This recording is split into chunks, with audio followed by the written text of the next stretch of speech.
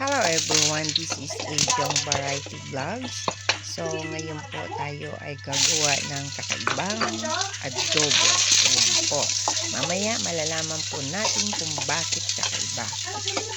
So syempre ginisa natin yung ating bawang sibuyas at susunod natin yung ating kanin. So napapansin niyo yung ating meat iba-iba yung sizes, yung texture, kasi dinagdagan ko lang po yung kinuha ko sa freezer.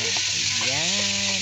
So ayan po, para lang po magkaroon kami ng ulam ngayong tanghali. Pagkalikod ng aking mabait na amo ay nagluto. So ayan po, nilagyan natin ng laurel at saka paminta, dark soy sauce and soy sauce. So para may kulay, may dark. Dinagdagan na rin po natin ang ating broth or kahit na water lang, pwede na. Siyempre lalagyan natin ng oyster sauce o kaya kakaiba dahil meron po tayong inilagay na oyster sauce. Marami po akong nakikitang lutuin na mahilig po sila maglagay ng oyster sauce. So, dinagdagan ko rin po siya, pampalasa. So, haya na po guys, kumukulo-kulo, palambutin natin. At dinagdagan ko rin po ng chicken feet. Yung chicken feet na po yun, binawasan ko po yung aking gagawing soup na papaya with chicken feet. Inilagay ko po dyan.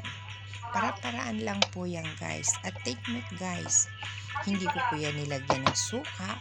Ang inilagay kong pampaasim dyan nung malambot na siya ay tamarind powder. Yung sampalok po na pansigang. So yan po ang ating ginamit na pampaasim. Kaya po kakaiba ang lasa. Ganun po yun.